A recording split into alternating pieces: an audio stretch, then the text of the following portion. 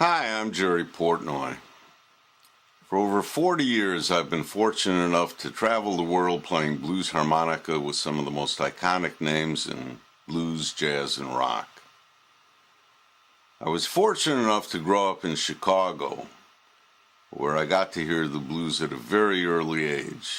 My father had a store on Maxwell Street, which was a hotbed of the blues back in the late 40s and early 50s when I was down there. Little Walter used to play on the street just a few feet from my father's store. So I was exposed to the music at an early age. And a lot of people think that I've been playing since I was a kid, but actually I didn't even pick up a harmonica till I was almost 25. And even then there were very few resources to learn. There was no internet. There were no teaching tapes or slow-down machines. I had to learn by very focused and concentrated listening, whether I was listening to records or ultimately hanging out in bars with Big Walter and Junior Wells, who became my good friends.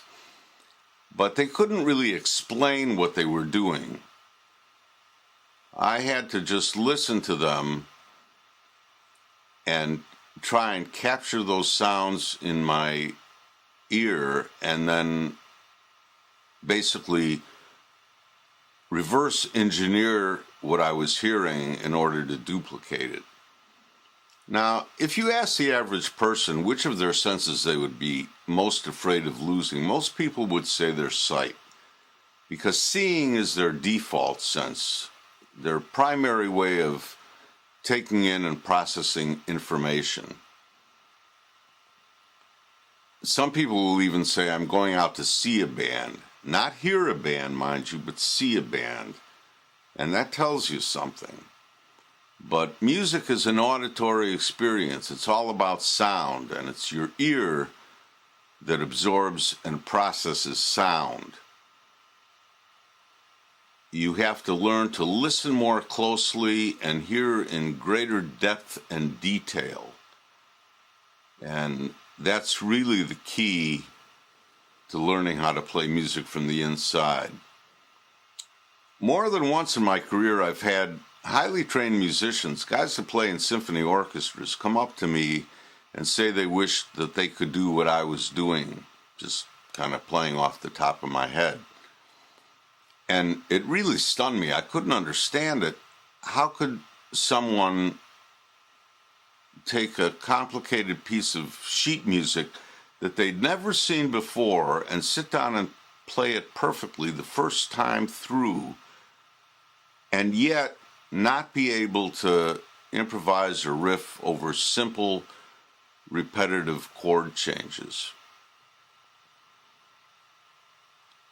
And finally, I realized that they had learned to, in a sense, play music in the wrong order. They kind of learned backwards. They learned to read music before they learned to hear it.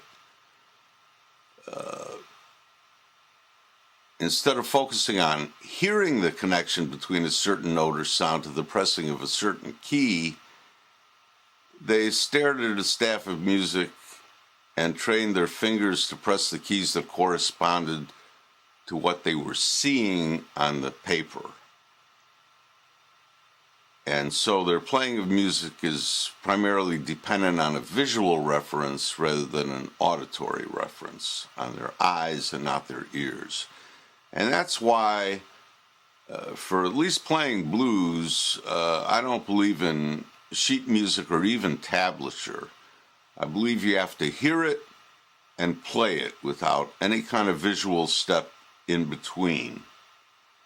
After a while, you're going to recognize notes and intervals, and you'll be able to go instinctively to the right place on the harmonica and even phrase it correctly automatically if you've done enough practice and reinforcement by repetition. Like I say, I had to reverse engineer this stuff in order to figure it out, and I've learned to explain what I'm doing. So I can kind of show you the path but you still have to take the journey and take the steps. People often say, well, how long is it going to take to become a good player? And of course, there's no universal answer to that. It mostly depends on you. How committed are you? How much passion do you have for it? How much time do you have to devote to practice? Thomas Edison famously said, genius is 1% inspiration and 99% perspiration. And he certainly had a point. And sometimes dedication and hard work can trump native talent.